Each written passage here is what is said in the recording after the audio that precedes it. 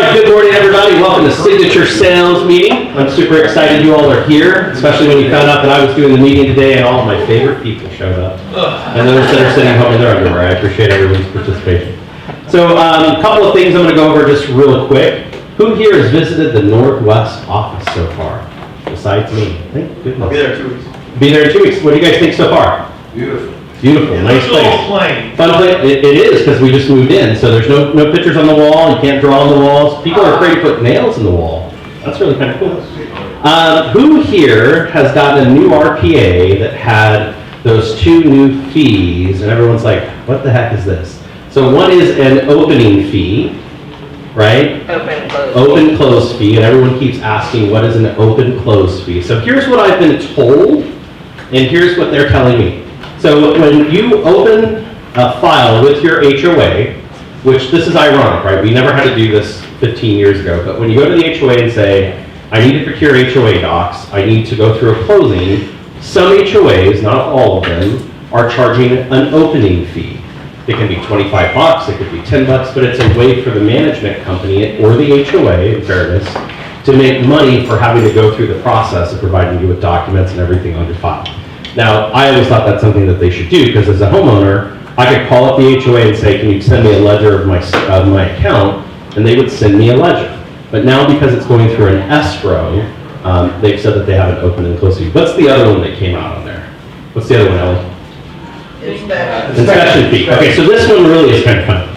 So in the SRPD, it says when you're going through a transaction, it asks a question to the seller. It says, are there any violations or ordinance issues with the property? And some wording of that. But basically means, is there anything you know of where your property is in violation of state law, city law, your association, county, anything that they're in violation of, where you've got notices, the home is being condemned, things like that.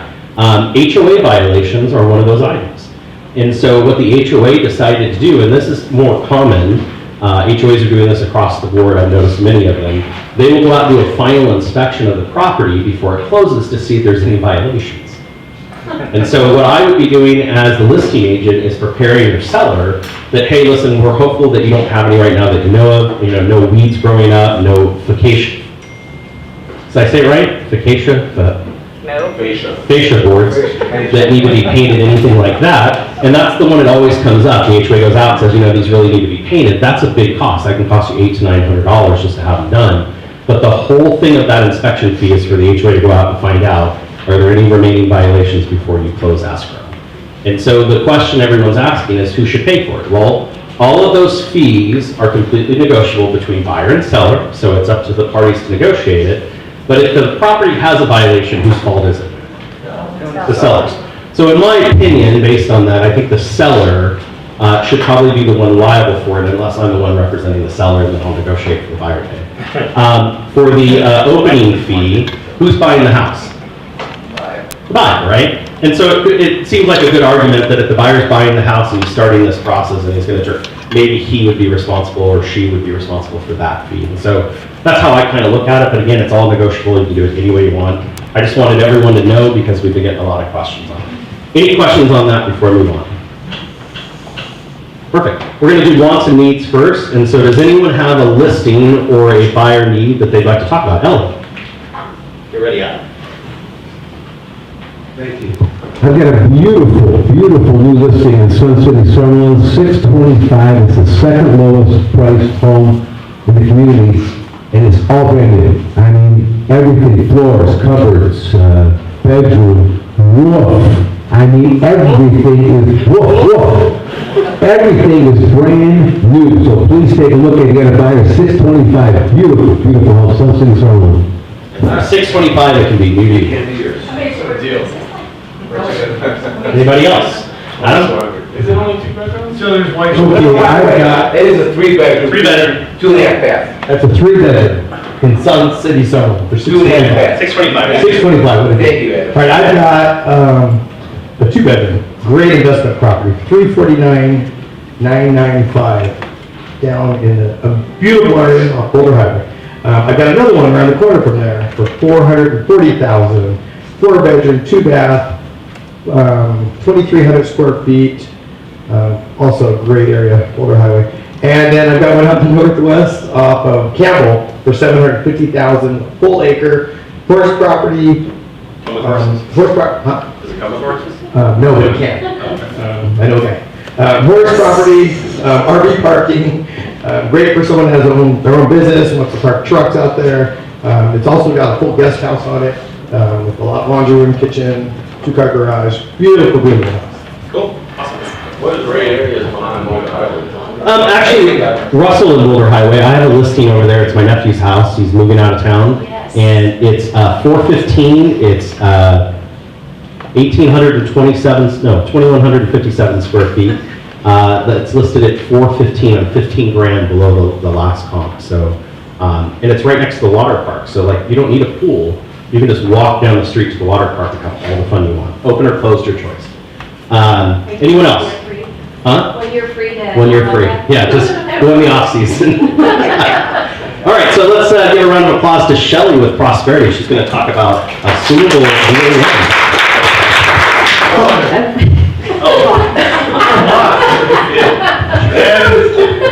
Hey everyone, happy Tuesday! All right, so I was asked to talk about VA assumable loans. Do you guys know what an assumable loan is? Yes. What is an assumable loan? No, just assume.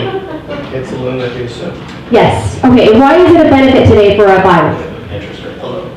The interest rate. So remember back in the days we were like, hey, this loan is assumable, VA and FHA, great incentive for your seller in an environment when rates get to like 7 or 8%.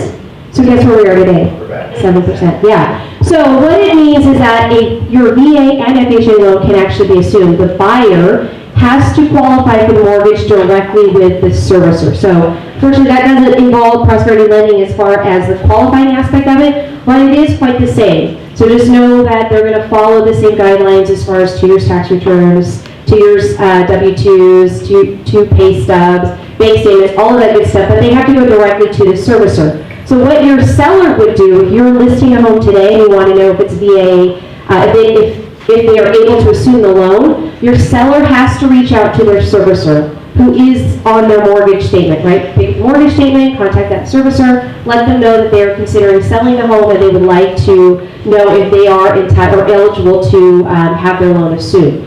Then that would allow you as a listing agent to basically put that information on that they can assume that mortgage. Are a lot of these loans assumable, or is it? So technically, VA and FHA are assumable loans, but it is required by the servicer to approve that assumability. So what I've heard is that if there's like late payments on there, or if the seller had been late in the mortgage, it may not be something that the servicer is automatic to do. So I would not just assume that the VA loan is assumable. You want to make sure, thank you, you want to make sure that they actually have the ability to do it. The way your seller is going to do that is through that. Couple things on there to note. So if they do go through that process, you want to make sure that the seller receives and completes a release of liability. If they do not, they are going to be held liable for the loan. If you're, obviously the seller is going to be VA, that entitlement, if that buyer coming in is not VA, that entitlement is actually going to be held on that property until that loan is actually paid off. So prepare your seller, if they're wanting to use their VA entitlement, this could actually hold them up from, if they do go down the path of trying to get it soon, this could hold them up from using their entitlement on a new purchase. Does that make sense to everybody? There is a fee, so there's a half a point fee, funding fee that's going to be paid directly to the servicer for this. And then, of course, if the loan balance, let's say, is $400, and the seller is trying to sell that house for $415 or $450, whatever that gap is, the buyer has to come up with that difference. Any questions at all about VA assumables? I have one. Patty? Yes. So if I have a $300,000 loan on a $500,000 house and there's a $200,000 gap, do I have to go to the servicer for the second, or can I come through you for the So you could technically do a home equity line of credit, but the home equity line of credits are going to be capped at, or they have max loan to value, so 90, right, is piggyback. So if wherever the first is, up to 90% of that appraised value or sales price is what we would lend. So the difference in that would be what you'd have to come in with a down payment. Good question. So the lower they owe, the higher the buyer's gonna have to. Come in with, Difference. yeah. Yeah, in some cases, I mean, if you have a client who's putting some, I mean, most of your VAs are going to be 100%. Yeah. Especially- FHA too. Yeah, I think so, Seller yeah. can also take that as a second rental loan also. They could take carry, they could carry. Very good point. Yeah, they could carry. So I could get the first, let's say it's a 2.5%, and then, so two-thirds of my mortgage is a 2.5%, and then my other 200,000, a third would be at whatever percent I work out with anybody. Yeah, it's a way to be very creative in your financing opportunities. So if you're looking at farming that, you just target FHA or VA loans that are title. So I think the way to actually, to market your properties like people that have properties, selling. Yeah. To find out if they are, from With the original lending. The original big market from the servicer or. FHA or VA, And then yeah. market it as a simple. But there has to be enough money to close the deal, that's the only other thing. Right. For sure, yes, you want to make, yeah, otherwise you're going to have, On the Sure. FHA side of it, is there anything that ties them to that loan, like if they do get it? There's no entitlement. Once they release like their Yeah. liabilities and like, there's same nothing. thing as a sale. Yeah, specific to FHA, there's no entitlement for the FHA loan, right? So they should be able to take over as long as they can get the release of the liability. Yeah.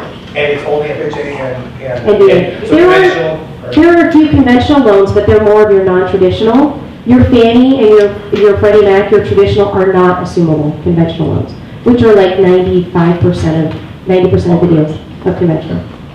Cool. Cool. Any other questions?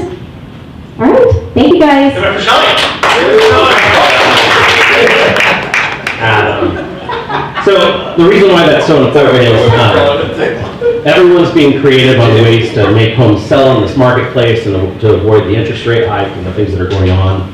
It's just another great tool that as a listing agent, you can go to your seller and be armed with some additional information, because I guarantee no one's talking about that, because most of the people that you're competing with in the marketplace have never seen an assumable loan and they've never had to figure that out. So keep that in mind. Okay, so today's meeting starts our business planning tour. If you guys remember last year and the year before that, we did it virtually. Todd, Brandon, and myself each did a sales meeting on information we could provide you to start your business planning for 2023. And so I drew ways to get business, because that's the best thing, right? I mean, if I can show you 55 ways to generate buyers and sellers, would you feel better about making a business plan? Everybody say yes. Yes. Good. It's like a sure thing, for sure. Last night, what was last night? Halloween. Halloween. Who here is, like, that's their favorite holiday? Nobody? Really? It's like the door keeps ringing, those kids won't leave me alone. And so the first thing I thought is I've got a 180-pound Great Dane, and he barks when I knock on the door, right? And so all I thought all night long, all I'm going to do is hear this dog going crazy for the door knocking. He didn't, which is really ironic, because Amazon rings the bell, he goes crazy. What happens during Halloween? I'm being very facetious, but what happens during Halloween? Kids come up and ask for candy, trick or treat. So kids get dressed up, hopefully, even the older ones, Yeah. and they go door to door, and they ask their neighbors for candy. You're cold calling. Kind of, right? They're prospecting. I mean, and the whole thing is, who empowered these kids to do this? Parents. Their parents, right? But is it culturally acceptable for kids to go door to door with face masks on and costumes and scare the hell out of people and ask for something and get it? Some are cute. Some are cute. There was some very cute kids in my neighborhood. What else happens in a neighborhood during Halloween that you don't usually see? Parents walk around with wine and let the kids go. Okay, so I mean, I just really that happen. very, very true. What did Shelley say? She said the parents walk around with wine, Oh. right? So what happens during Halloween that doesn't usually happen on a daily basis in your neighborhood is your neighbors come out of their home and they move around the neighborhood. What concept? Did anyone see that last night? Yes. So I have a neighbor who lives across the street from me, a very nice guy. He's a retired Air Force colonel. He knows everyone's name in the entire block. He knows what they're doing, what their business is. He watches our house to make sure everything's okay. So I go out, getting ready for the trick-or-treaters, and he's got his barbecue set in the middle of our cul-de-sac with a margarita machine. And he's making a hot dog murder. Now, first off, I don't care what the holiday is. I usually won't go to someone I don't know and take food off a grill that I didn't cook, right? Because it's just not one of those things anymore that people actually do. But last night I had a hot dog and one of his margaritas. And what I noticed is all of the neighbors in my subdivision came out of their homes and conversed with each other and participated. So First off, as a business source, during Halloween, what did you do? What did you do to progress your real estate business to get you another deal in 2023? Tom sat inside and watched Monday Night Football. Okay. So the neighbor next door to me, I've never met. I walked outside, I had my margarita. We started to have a conversation. What do you think I told him? You're a realtor. Realtor. It comes up in conversation, kind of like I was dropping hints, right? And so after 30 minutes of conversation, the first thing he says is, "Oh, I wish I would have known that." That's usually always what happens. I just bought it. Just bought a house for my father, but I'm looking to buy another house for myself. Now, if I hadn't gone outside of my house and participated in the whole thing, I never would have found that out. So what could you do next year, because you have a year to plan for it, almost 364 days, what could you do to engage your neighbors during Halloween next year? Barbecues and margaritas. Adam will be rolling that grill out into the street. There'll be marks that'll go from his house. I'll probably hire a taco truck. Okay, taco truck makes perfect sense, right? Smokers more effective because they see you plan for the whole thing. You smell it like 10 blocks away. That's true. Have you ever been to Firehouse? That's how they do business over there. My whole point of putting this out there is our kids are doing the things that we won't do to support our families. We might for candy. They will go, stop helping. They will go door to door and knock on a door with no fear because they're well scripted in what to say and they believe in the outcome. That's where I tied this all together. They were well scripted, keep lining, in what to say, and they have complete belief in the outcome. If I go to a door and knock on it, and I say trick or treat, I'm gonna get hopefully a treat. And so the same works for real estate agents. If you were to actually go door to door and knock on those doors, sooner or later, you're gonna get tricked or treated, right? But the whole point is at least you're out there being active. The other side of it is, if I know that this is coming up in my neighborhood, and I could actually plan an event that brought all of my neighbors to my house, would I be a more effective real estate agent in my neighborhood? Everyone say yes. Yes. Okay, thank you, Dan, I appreciate you being here. Okay, what's another holiday that I could do that at? Well, no, okay, so during Christmas and Hanukkah, people don't run around their neighborhood, they may drive around and look at lights, so put your name up in lights. Realtor Ellie, here for you, it could be a great display, but we don't usually get out of our car for those, but when do we get out of our house again? 4th of July, right? We go around the neighborhood setting the place on fire. So have the best illegal fireworks. All All I'm saying is my neighbor did the same thing during 4th of July. He pulled out that barbecue, put it in the middle of the subdivision, and invited the entire neighborhood to a barbecue cookout in the street, right? He's not a realtor.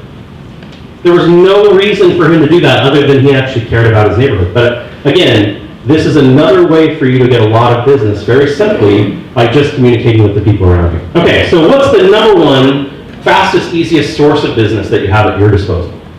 Sphere.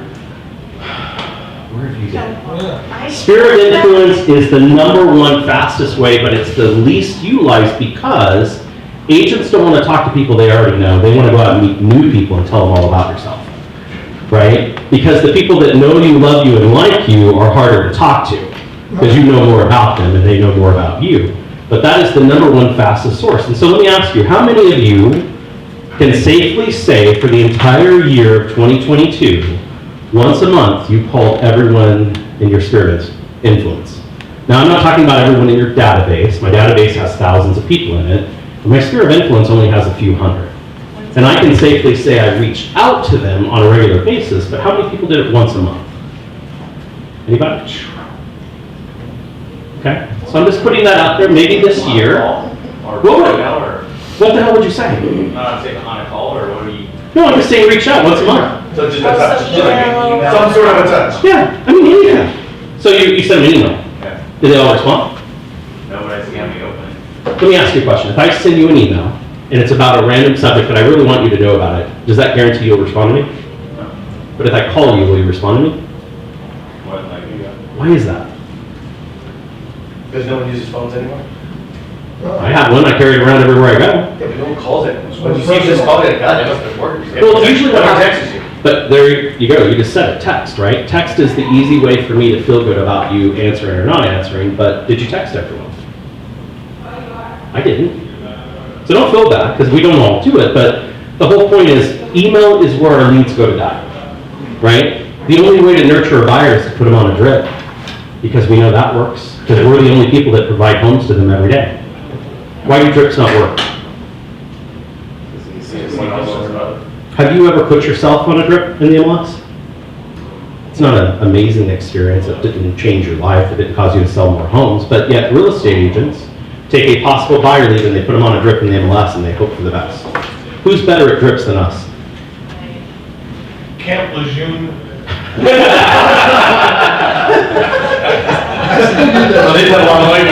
I'm trying to be serious up here. You're making the job harder, but you're true. I've seen that commercial more than I've seen any other commercial. Zillow has the best drip system I've ever seen, because without me asking, every day Zillow sends me 10 homes that fit something I was interested in. I only had to ask once, and for the rest of my life, every day they send that email. But it's not the same email. It's not the same properties over and over, or a thing for me to go in and click a button and check in. It's brand new homes from their system that are in the area that I was looking at previously. That drip makes sense, but real estate agents don't really think about the client experience when they put them on a drip. So my whole point is to what we're talking about. Your personal contact is the only thing you can sell that's special to you. Adam is a cool guy. There are a lot of cool guys in this room, but I can only get the Adam experience by interacting and speaking with Adam. I can't find out a lot about Adam from an email. I mean, I can see pictures, I can see things he's doing, I can hear about events he has going on, but I can't experience Adam unless I physically talk or interact. So this year, when you're going out and doing your business, change up the narrative. Physically interact with your clients. Okay, number 2 is past clients. Who here has a past client that they're willing to talk about? I hope that you have a few past clients. I mean, is this thing on? Is this thing on? Yeah. So what do past clients say to everybody? He was the best. He was, well, maybe, right? Or maybe you weren't the best. Maybe they just had an experience. But the one thing past clients do prove is that you can sell a house, right? And so what a lot of people don't do is they don't arm their past clients to get them more business. So I sell you a house, we spend 30 days together, it's a wonderful love affair, and then I drop you like an ex-girlfriend, right? There's no more communication, I just send you a bunch of emails and we all feel really good about it. I'm just giving him a hard time because I know he doesn't do that. But the whole point is, if I'm with you for 30 days and we're making this a whole process, and I just stop talking to you, what is it that you're going to say about my service? Well, Chris was really good as we went through the process, but then I never heard from him again. That would make you sign up, right? So I treat past clients differently in my database. I call them up and I talk about the experience they had and the property they bought or the property they sold and the things that are left over that they're still thinking about. Do you ever have a client that had a bunch of repairs on a property that you sold them? And as the buyer, they moved into the property, what starts to happen to the things that were repaired? You start bringing it. But do you know that? Do you ask about it? See, every time I interact and I ask the question, hey, Patty, I'm glad that you bought that house. How is the hot water heater doing? Is everything working? Is the water turning on? Is it all good? Do you need me to send you any recommendations for anyone to come out and check it out? Let me know. By the way, do you know anyone else that's looking to buy or sell, invest in real estate? Every one of those interactions is an opportunity for Ask Patty again for business, right? But am I coming from a place that I care? I made more money my first year in real estate because I asked about things that happened in the deal and how it affected them after, and they thought of me with referrals. Most agents just forget about it. Okay, right now in this marketplace, you get a listing, you're really excited about it, and it used to mean when I got a listing, that's an immediate paycheck in 30 days, right? Everyone agree with that? Didn't matter what price I put it at, didn't matter how good the photos were, didn't matter how wonderful my description was, it meant a paycheck. Are listings starting to expire? Yep. What does that mean for you and your business? What are you going to do about it? Look for buyers. You know, it's harder to do this with certain groups of people. So a couple of sides we're going to look at. So if I know, because I see it in MLS and I'm tracking it, that a property goes to complete W status, what can I get ready with? And the answer is a buyer. I have buyers in the marketplace that are looking for property that they can't just see on the MLS. So if I were to search all of the withdrawns and pull up that product and go knock on the door and say, hey, I'm a buyer, I'd like to bring them over to see your house, did I already do more than the listing agent probably has done while they had it listed? And the answer is yes. Do I have to sell the house to be in the possibility for the listing? No. I just have to bring interested parties to want to buy this property. Before a property goes to W status, what status does it sit in? WC? Right? Usually it's withdrawn conditionally because they're pissed off, they're just not upset yet, right? I'm guessing. Yeah.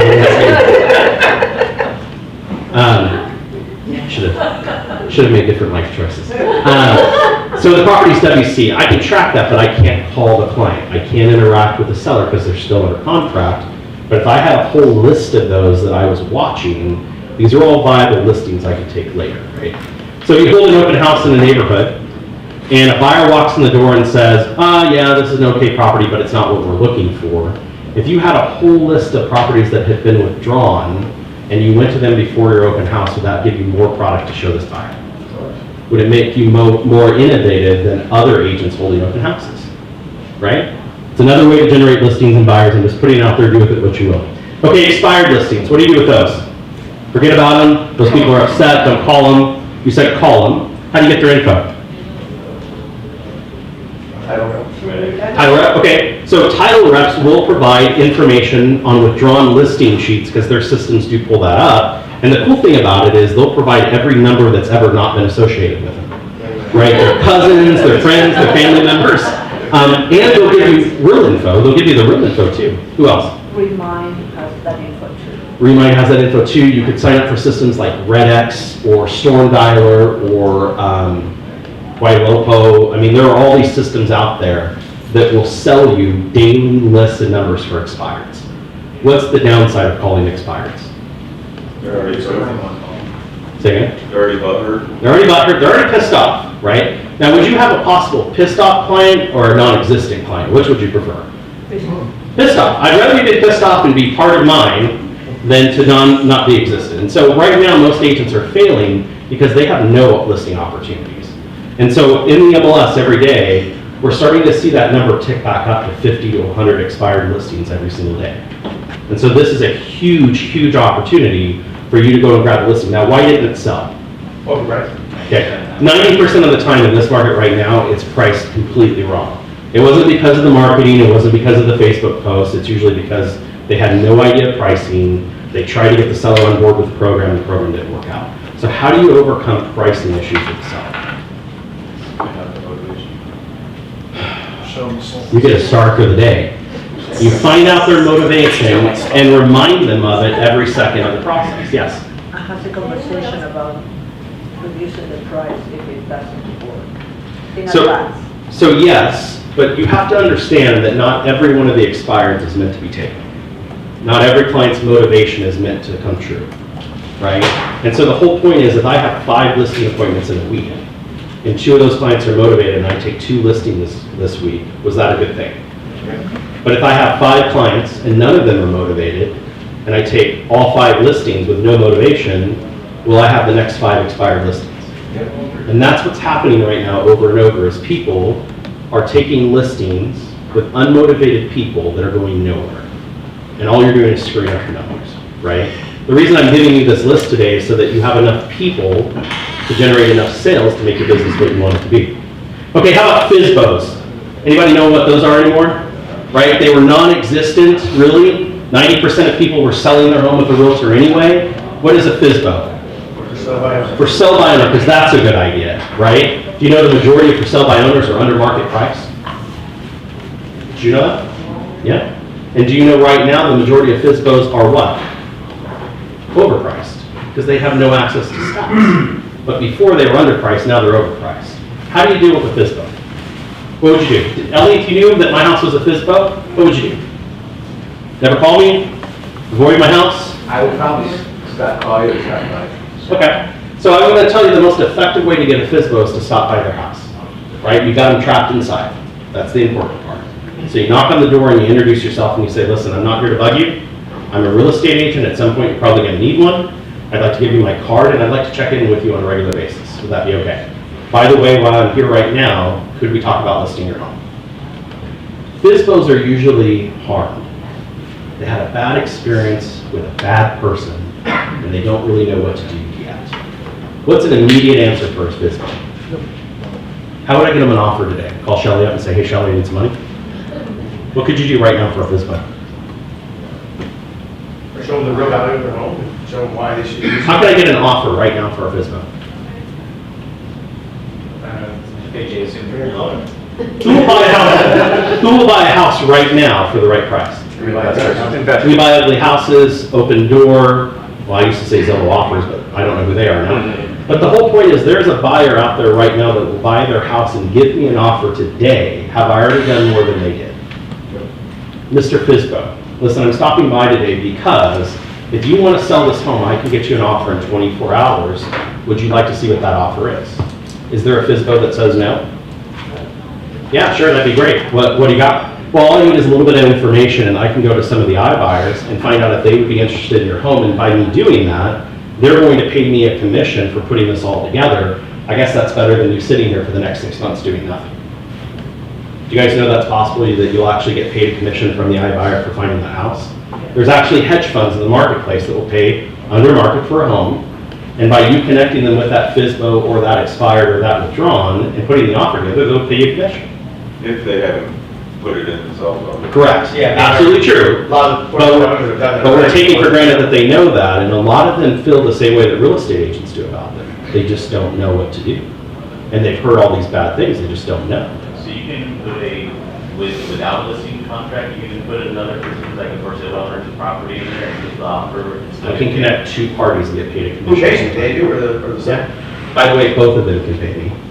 It's all about how I You don't negotiate wet it. it. We used to do it as a strategy where we would go to a listing appointment, and before I go to the listing appointment, I would go to an iBuyer and get an offer for the property, because it was completely allowable as a real estate agent. On their platform, we go in and say, I have this property, I'd like to generate an offer. It was a lot faster getting offers than two before it got rushed. But I would get that offer, and I would go to the house with an instant offer and say, hey, we can list your property for this price, or we can sell it today for this price. What would you like to do? Because what's my real job? So that's Sell the house. It's not my money. All real estate agents want to do is take credit for how much money somebody makes that isn't their money. You didn't actually listen to what they wanted. They wanted to sell their house, not net the most money. That's the first thing they said is, I want to sell my home. We later get to how much money they want to net and what they want to pay for the service. But the whole point was they wanted to sell their home, and this gets it done today. Now, in markets where homes sell in 3 days, is it important to be done today? No, they'll happen right away. But in a market where it takes 100 days to sell a home, has today become more important? Absolutely. I'm just putting it out there. It's another way to do it. George Kiprios, great example of someone who went out and got a major hedge fund buyer and is writing offers on properties all over the marketplace in order to generate buyers and to get listings. But he does have a fund that will buy them. You just don't want the price, but they do. What are these hedge funds doing? Are they just flipping houses in mass, or like? I have no friggin' idea, neither do they, it seems like. So they're just kind of. Some of them are, some of them have a great margin. Like, if I bought $100 million of real estate, and my profit margin was 5%, is that a good amount of money? Yeah. Okay. Some of them work on a 3% profit margin. But most people don't have $100 million to volumize the profit, right? And so then I've seen others that have taken massive losses. But they didn't take the losses this year, they took them last year, right? It's all a different model, and I think they're still figuring it out, but when the market that you're in is going like this while you're trying to figure out a business model, does that make it difficult? It does. It's not that they didn't make money, some of them made a tremendous amount of money. Blackstone has made more money in real estate than any conglomerate in the world. They bought every hotel in Las Vegas and are renting it back to the casinos because of all the money they made, right? It's just different profit models. Okay, just listed, just sold calls. Anyone ever done these? Why would you do them? Huh? What would be the value? Why call people and tell them about solds? See if they want to. Oh my God, what a great idea, right? So here's how easy this is. I list a home, and I go to my title company and I say, listen, I want 100 homes around my property that score the highest rating of the most likely homes to sell in the neighborhood. Can you do that? Yeah. Yeah, and they'll spit out 100 properties, 200 properties. They'll give you 1,000 of them if you want them.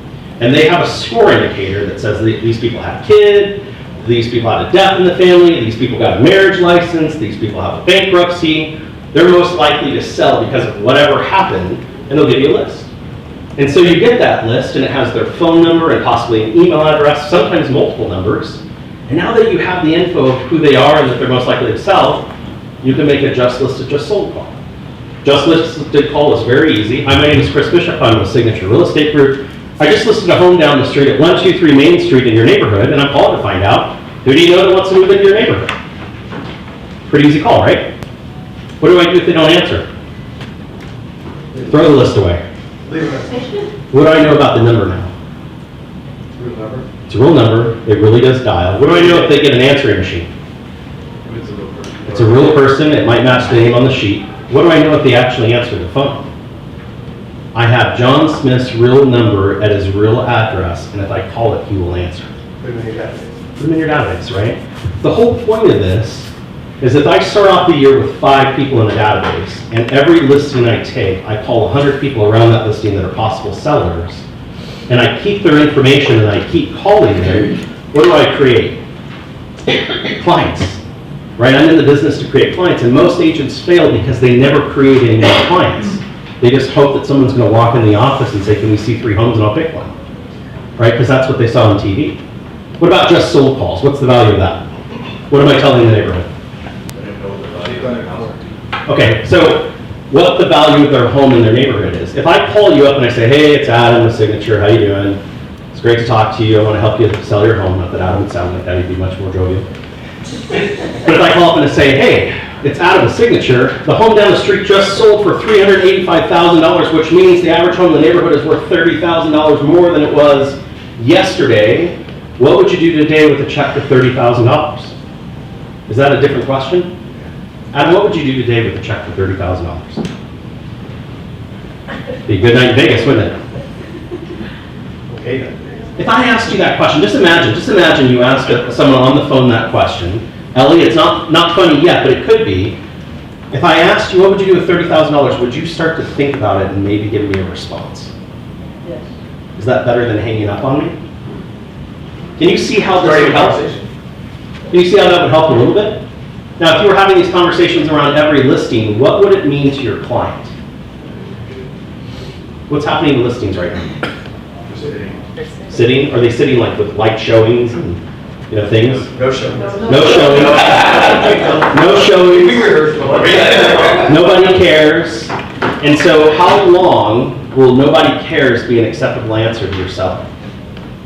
6 months until it expires. And then I'll start asking them questions, right? So what do you do when nothing happens on a listing? Nothing's happening, nothing's happening, nothing's happening. Eat top ramen.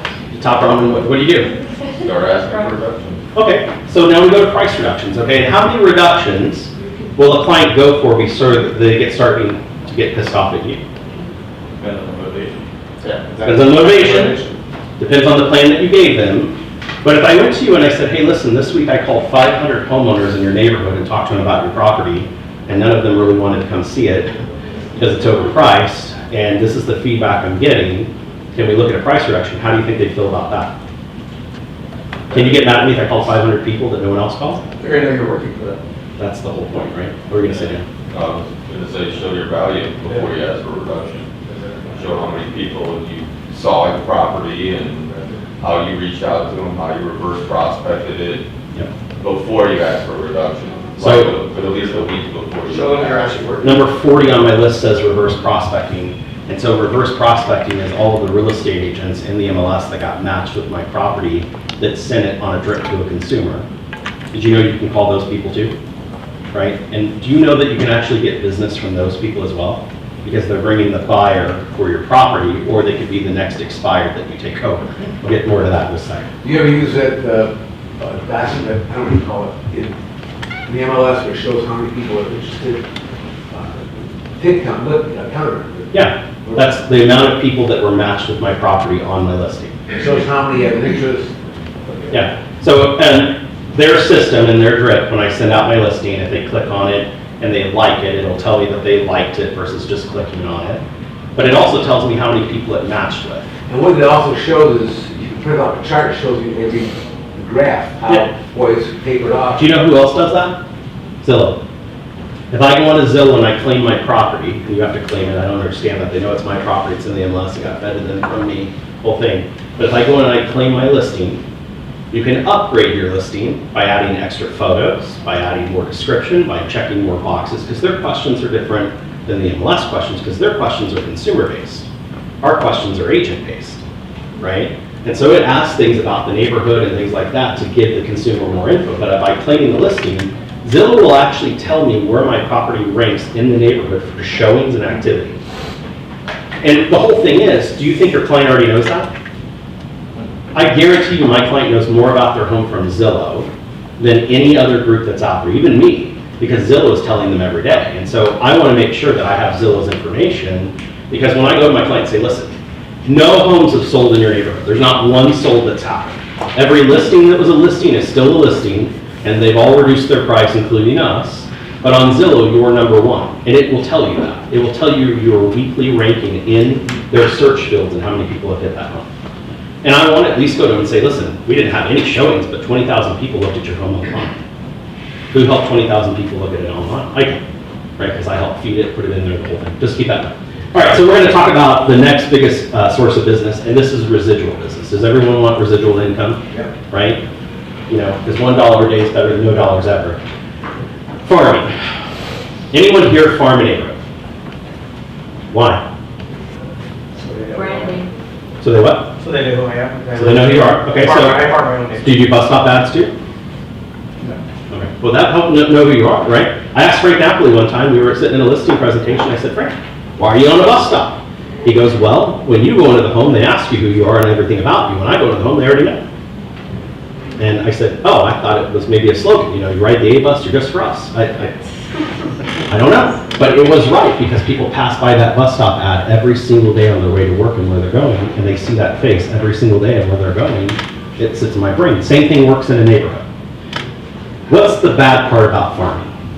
It takes a while. It's slow. It takes forever. Why? Long time. Same with growing crops.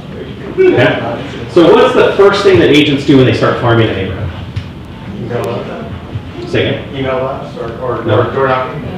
I hope so, but no. No. They go get a list, right? They go get a list from a title company, and they see how many people are in the farm, and then they start making cuts, right? Oh my God, there's 238 people, times 60 cents a card, my gas and time to get over there. Okay, I think I'll drop it down to 5 people. Right, because you start counting the money. So who here has ever been to a Tom Ferry seminar? What is Tom Ferry's core statement about marketing? Consistency. Marketing is math. Marketing is math. That's the truest statement I've ever heard in real estate. If I invest $10,000 and at the end of the year I make $13,000, was that a good investment? Was that good marketing? Yeah. And so if I could show you where if you give me $10,000, I'll give you 13 at the end of the year, would you give me 20? Yeah. Would you give me 50? Yeah. Would you give it to me today? Yes. So here's what I'm going to show you 2 programs that you can do. Number 1, if you're just starting farming, do not farm 1,000 homes. It's the fastest way to not pay your mortgage. Right? 1,000 homes, and these are funny jokes, you'll get them later when you get home. 1,000 homes times, let's say, 70 cents for each postcard you send out. And by the way, you guys read every postcard that you get in the mail, right? What is the open rate on a postcard? 1%? 2%? You don't open a postcard. They're already. You don't open them. The open read rate of a postcard.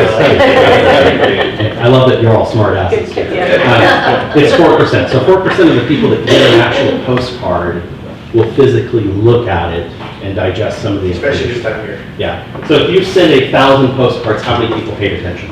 40. 40. I'll just put the numbers up here so there's no one confused later. So if every month I send 1 postcard to 1,000 people, it means only 40 people saw it. Do you think I'm going to get a call and a happy person out of 40 people? So what do? I send more cards, right? How many cards is enough? You only need to hit once. For Do they get an $10,000 though too, depends on. I $10,000, I'm only sending 1 card, that's only 60, 70 cents. So that cost me $700, right? Once is $700, let's just say for sake of argument. And you said 7,000, so that's 10 No. times. Well, what I'm saying is, you only have to sell one house to make up quite a. Oh, you're skipping way down here. You're absolutely right, but we ain't got there yet, because just like they said, farming takes forever. Why? Because no one is opening my cards. I've only hit 40 people because I sent one mailer, and like you said, I only have to sell one, but do you sell it on the first mailer usually? No, It takes forever. 3 or 4. Right? Yeah. So we already know, no matter what, no one's argued with me yet, we already know that the investment works. It's just a question of how much that investment I gotta make before it works. Now, could I have gotten one of these 40 people to call me right away? Yeah. Because you answer your phone all the time. You'll go to their house and you follow up with them, right? So it's really important if these 40 people, if one of them calls me, that I'm really attentive. Would you all agree? Right? Okay. So how do I make these numbers more attractive for me? Saturation. I'm going to make it really easy. I don't want any more trick questions around. Saturation is important. So if I sent 3 of these mailers to 1,000 people every single month, that's now costing me $2,100 a month, but I'm now getting 120 people. Anyone here want to spend $2,100 a month with no guarantee? I didn't think so, but I just did that. what if I take one of those off? Do you feel better about it? Yeah. Okay. If you saturated 12 people for $200, would you be okay with that? What did the 12 people see? What are the 12 people see? Yeah, what are they seeing? Your brand, that you own the neighborhood. They're seeing a lot, right? Here's the one mistake I notice with every real estate agent's marketing plan is they try to conquer the world without conquering today, right? So here's what I do on every listing, and I actually have done this and it does work, so I can prove it. I get 100 postcards, okay? I get 100 people, and I 10x it. Tom Ferry's favorite statement, 10x. How many postcards is 100 times 100?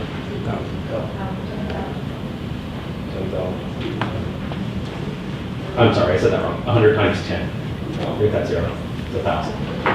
And so for 1,000 postcards, it's only going to cost me $700, and I'm only going to saturate 100 people.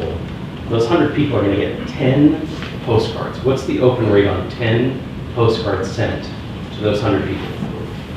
40%. Do you know where I'm going with the math? Wait a minute, isn't it still 4%? Yes, but how many times did I send it? 10. And when you put the 0 there with the 4%, how many people did I hit? You made 40%. 4 weeks. But it's still the math. Yeah. It's still the math, right? No matter how you do it, 4% times 10 is 40%. I've saturated 40% of 100 people versus 4% of 1,000. This is how stupid this is. I guarantee you, like I sat in a room and I had my shoes off, and I was counting things up. But no matter what you say, it's right. I'd rather get 40% than 4. I did this for, in my neighborhood, about that, it was 200. They still calling you? I never got a call. I lived in the neighborhood for 20 What'd years. you put on the postcard?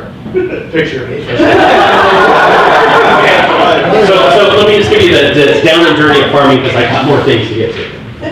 The whole point of this is I'm more than willing on one listing to invest $700 in marketing, and I'd rather saturate 100 people with 10 cards than 1,000 people with 1. Because when they get the cards in the mail, imagine this, I'm Adam, and maybe it didn't work for him, but you get a postcard from me that says just listed. And then 2 days later, you get another one from me that says just listed. And then 3 days later, you get another one that says just listed. Damn, this property obviously is listed in the neighborhood. And now we're in a reducing market, and you get a price reduction card from me 3 days later. And 4 days later from that, you get another price reduction card from me. Now we're 5 That cards. close together. Yeah, because are you checking your mail almost every day? No, Every other day? Every 3 days? Then tell them that there's a check in there. Right?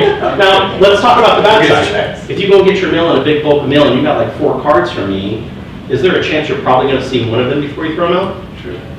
Right? But if you're getting them on a drip basis, you're like, damn, this guy. I had a lady call me up and say, I would stop sending me these cards. I just bought my house and I'm not moving and I don't want you to waste any more of your money. So it worked on the wrong person. But what do I have now? I have her, and that she just bought a house, and that her agent doesn't care about her because she bought it from the new home builder because she didn't have an agent. And I know that she likes the house, and she's in the neighborhood, and she cares enough about people to call. Right? That's exactly what I wanted. I wanted the phone to ring with people to call me, right? How do you pick the 100 in a subdivision? Yeah, I love that you said, thank you for being here. You get a gold star too. What did I say before about the title company? What will they give me? Most motivated people. Most motivated people in the neighborhood can be put on a list. Now, let's say there's only 300 homes in this neighborhood. Then it's just a crapshoot. I'll pick 100 homes. But if I can go to title and I can get useful info to give me a better 100, that's what I'm going to use. Can you do it just listed in the stock company? Can you market something else? Let's stay on topic, but yes, you can because of the data co-op agreement. And I have to give credit to the listing agent that's there, but I can market the market, right? You can't do that. But let's go back to this. So now I'm 5 cards in, I got a price reduction. What did I finally do? Send a handwritten note. No, but what did I finally do with the house, hopefully? Oh, you got. Hopefully I sold it, Yeah. right? Under contract. Anyone send under contract cards? What does under contract say to the neighborhood? It works. Yay! So now I send that one. That's card number 6. Then I bombard them with what? 30 days later it sold. Okay, we got there together. And so now I send a just sold card right away, right when it sells. Like the day that I know it's going to record, I'm sending that card out, just sold. And then 3 days later, just sold. And then 5 days after that, just sold. And then 2 weeks after that, just sold. Because what happens when another home closes in a neighborhood? Another home lists usually right away. And so if I'm bombarding them with the information that I sell homes, and you've seen my tactics and you've seen me do it, am I possibly one of those people that are going to call? Now I'm going to tell you the true story. I have a neighborhood that I've farmed for the last 10 years. In the entire 10 years, don't ask me why I picked this farm, in the entire 10 years, there's only been 10 homes that have sold since it was built. I've sold 3 of them. One of them from a mailer. I sold the 2 before, and the reason I marketed this is nobody wants to move out of this neighborhood, and I'm hoping someone will at some point, or will carry them out, right? And so I keep saturating it because no one really is in the neighborhood. And so I start sending my postcards. I started it on a monthly basis where I sent them 4 cards a month to the 60 homes. How much is that? $240 about, right? 4 cards a month. The first call I get is a real estate agent. Is this the market expert? Yeah, this is Chris Bishop. How you doing? I don't know why you're sending these cards. My husband and I live in this neighborhood, and there's no way you're getting any business out of here. Oh, okay. What do you think of my cards? Oh, yeah, they're really nice. Oh, okay, thanks. Great. But I sent her 8 cards that week. A couple of days go by, and I get a call from a guy. And he says, is this the market expert? And I said, oh, shit, here we go. I said, yeah, my name's Chris Bishop. I'm the market expert in the neighborhood. I'm trying to get as many buyers and sellers interested in the neighborhood as I can. And he says, will you come over and list my property? I'm like, is this a joke? He goes, I need an aggressive agent like you. He's never met me. Why does he think I'm aggressive? I've saturated him with cards, right?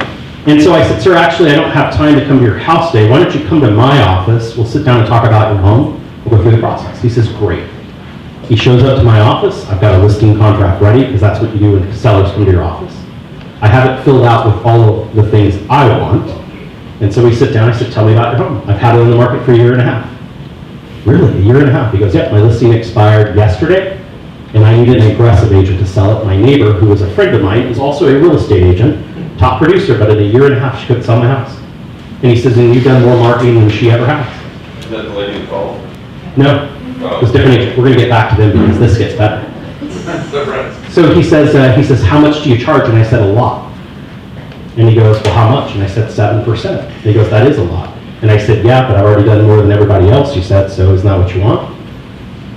I don't know how I made it through this without passing out. And he says, yeah, that's it. And I said, put down a price on the paper, initial next to it, and let's get your home on the market. He put down a fantastic price. He put down, I think it was like $685. $685, and he signed my listing contract. We put the home on the market. I got the photos, everything set up, got the key from the other agent, got this property put together, and it was a beautiful home. It was just a little bit dated. It needed a little bit of upgrades, but he didn't want to spend any money. He needed to sell it. And so I started the same marketing campaign of sending out those cards. I sent 10 just listed cards to my fellow realtor who lived in the community. On purpose. Okay, because what did they say? You'll never get any business in this neighborhood because we live here. So I made sure that they knew about it. And then I got everyone I knew in the company that I worked with to come and hold open houses at his property. It was in a gated community. I didn't care who it was, I just cared that 3 or 4 days a week, that home was hold open, anything that we could do. And finally, after 3 months, we got an offer, and he accepted it, and I sold the home. I sent 10 just sold cards to my fellow realtor who lived in the community. Okay? And it's a pretty prominent realtor that I've known for my entire time in the business, so that made it even better. Troy Kearns, no shit. And so I sent those cards to him over and over and over and over. At one point, I think he was just like, please stop, right? But the whole point was, now, it's 685 times 7% is how much? It's like $43,000, but I didn't get all the money, right? I made about $25,000. I spent about $1,000 on these marketing pieces for farming this neighborhood at this point, and I made $25,000. Is marketing math. I am still marketing to that neighborhood, and it's been about 3 years. I'm gonna think. No one's listed their home. No one's listed their home for sale. But have I just paid for the next 5 to 10 years? Yep. Absolutely. Now, did I spend the money the next month? Probably. But the whole point was that wasn't the question. Most people spend the money the next month. But marketing was math, and that math made sense. And so what I'm telling you is on this plan, if you're going to farm a neighborhood, take it down to a number that you feel really good about. That there's no question that no matter what, you can saturate the community with cards and market the hell out of it. When you take a listing, imagine if you did this on every listing. You sent out 10 postcards on the entire process and you sell the property. Imagine if you got another listing in that same community. Would you be saturating that community as the market expert? Would people start to take notice? Would it be worth it to keep investing in the neighborhood? Absolutely. But most of us never do really anything with a listing, except we'll call around it, we'll hold an open house once in a while, don't bug us too much, right? But if you did this, would it make sense? If it costs $700 and you make $15,000, does that math make sense? Okay, any questions on farming? Have you ever heard the term sweat equity? So you can either write a check or do sweat equity. What would be sweat equity in your farm? Door knocking, phone calls, open house, high impact open house, calling the expireds, calling the expired email list campaign, putting everyone in the neighborhood on a drip, putting everyone in the neighborhood on a newsletter, because newsletters are fun. Finding the investors in the neighborhood, finding the tenants in the neighborhood, finding the absentee owners. Anyone here from another city besides Las Vegas originally? Anybody? Anybody? What city are you from? Originally, Yeah. Buenos Aires. Okay. Have you ever gone into the tax records in the MLS and pulled up everyone that has an address in Buenos Aires? No. Okay. Do you have a connection with people that live there better than I do? Because I'm from Las Vegas. What's your connection? You're from there. You're from there, right? Yeah. You actually have experienced it. You know what it looks like. You've smelled the air there. You've eaten the food there. And so if you went in the tax record and pulled up everyone that's from there and you sent them a letter and said, hey, I live in Las Vegas and I'm a realtor and I'm from there too. And I'd love to be your agent and help you sell your property. That is an amazing way to pick up business that other agents in the marketplace can't pick up. And I guarantee you that will work, Adam. Okay, let's go over some other things. Mini storage units. Have you ever been to a mini storage unit without having to be there with your crap? What do people get storage units for? Junk. Junk, right? Why do they have to put the junk in storage instead of leaving it at their house? Because they're going to sell the house, right? So a lot of people will get storage units in preparation of selling their home or moving out of state. The people at the front desk find out more about them than you usually do, so make friends with them. Okay, business groups. Small businesses. Why do real estate agents, for some reason, never cold call the yellow pages? They're the old pages they work. There is, actually. It's online. It's in the app. It's in the cloud. It's up there everywhere, right? The reason I like calling the yellow pages is businesses answer the phone because they need business, and they usually employ more than one person. And so if I called up a business in the yellow pages and I said, hey, I'm a real estate agent, I got a listing in the neighborhood and I'd like to highlight your business at my listing, is there a chance you bring over some of those lovely muffins that you make so that I can, put them out at my listing? Is that a benefit for both of you? Okay, just think about it. Garage sales. Garage sales happen in communities. Anyone here experienced this last weekend when a bunch of the communities were doing their community garage sale? I told you the story a couple meetings ago about the real estate agent that cared and the one that didn't, right? The one that cared held his open house during the community garage sale because his clients were outside, they were selling their crap, everyone was in the neighborhood driving around, people stopped by to come in. And the one that didn't care, didn't hold an open house, he waited until the following weekend. Really good idea, right? Okay, moving on. Business groups, small business owners, home business phone calls, handing out who has a business card on them right now? Wow, boy, that number used to be everyone in the room, and now it's dwindling. When you hand out a business card to someone, what do you have? If I give you my business card, do I have anything? I don't know who I gave it to, but I know that they liked it. It was a nice card, they said. I just want to remind you that usually on the other side of a business card, it's what? QR code. It's like working with kindergartners.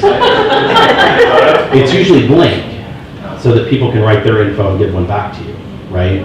Some people don't do that anymore, but the whole point is just remember, giving out business cards is great, but you lose all control of the contact.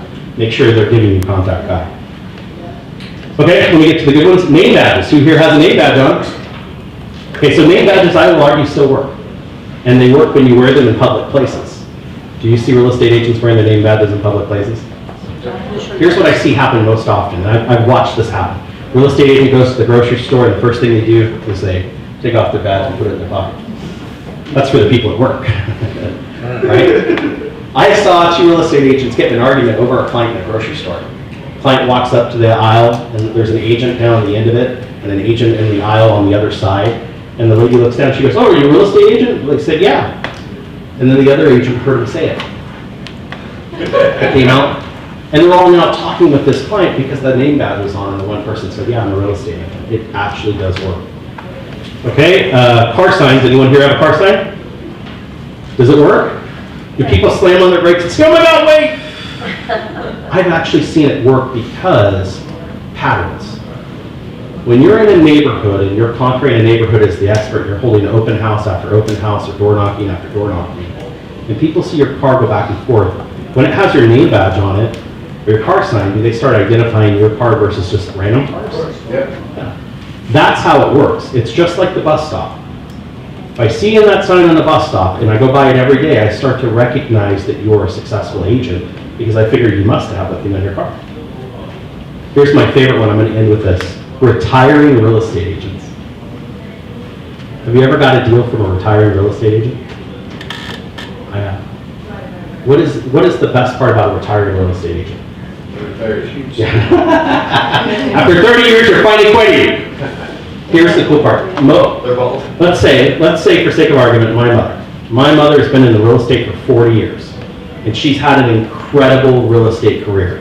She sold so many homes she can't even remember them.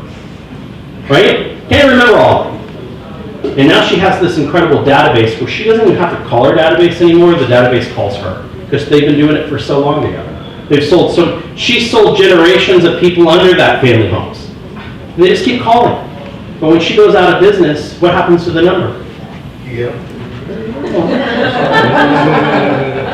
Fingers crossed. The whole point is that she spent 40 years with the same cell phone number or the same marketing pieces and things going out there that people are going to have a calling. And now most agents get out of the business and they light that phone on fire and they burn their car signs and they get rid of their business cards and they just walk away. And that database of people is left to figure out what? Find somebody new. So now I know that Patty said, "Hey, I want to retire. I want to get out of the business." And so if I went to Patty and I said, "Listen, if you allow me to work with you with your database for the next 3 years, I'll pay you a 30% referral fee on every single one of those deals for the next 3 years. You don't have to do any of the work." Would that be a value? They call that retirement income? Yep. Right? And so what did I ask her for? The database and the claim that I'm part of her group and that she trusts in my work. And what did I give her in return? Money. Right? Do you know there are more retiring real estate agents every single year than there were before? How did you get them? Well, they're everywhere. They're everywhere. And so this is interesting because at every company, there are people looking to retire from real estate. Most of the agents employed in our business are part-time. So they may not be retiring, they're just running out of business. Right? But they do have what? Database. It's a nut. I get deals every single year from real estate agents that don't want to handle their own business. It's a great part of my business, but I form those connections with them. That's all you have to do is form the connections. And when someone says, listen, real estate isn't right for me, it's not what I want to do, I'm going to do something else, fine. Can I be your resource? Can I be the referral source that receives your referrals? Make sense? Okay, so I only went through 12, because of Adam. I only went through 12 of 55 items that you can utilize to get business in real estate. So here's what you have to do. If you want the list, all you have to do is send me a text in the app, the signature app, and say, hey Chris, I want the list, and my name's in there, you can find me, it's Christopher Bishop. I'll send you back this list of 55. All of these are business makers. You'll find buyers and sellers from all of them. The whole point is though they take action on your part, just like the farming, just like the past clients, all of those pieces. The reason why I did this class first is Todd's next class next week is going to talk about business by the numbers. He's going to talk about how many listings you're going to need, how many buyers you're going to need, how many phone calls it takes to get that many buyers and sellers. And he's going to help you map out the entire process from a numbers perspective. After that week is over, Brandon is going to come in and he's going to talk about his spider web. If you haven't seen his spider web design on how all of your business works together, it's well worth the time. And so we're going to connect all three of those for you for that purpose. Any questions for me on any of the crazy things I said? No? Okay, great. Don't forget to stop by the bacon on the way out. So, you never asked. Sorry. To ask is automatic. She is the broker. Thank you, Adam.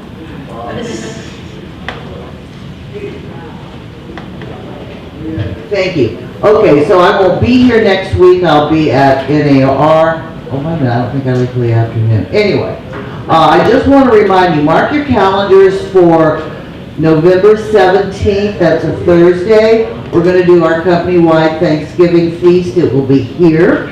The company will furnish turkey, ham. Please bring a side dish to share. But more importantly, please RSVP. That means let us know you're coming and let Savannah at the front desk here know and email her that you will be here. So that's Thursday, November 17th from 11:30 to 1:30. And the other thing I want to say is that this Thursday at noon, we're having a lunch and learn with Jason from Prosperity and Angela and Angelique. And they're going to talk about Open House 2.0.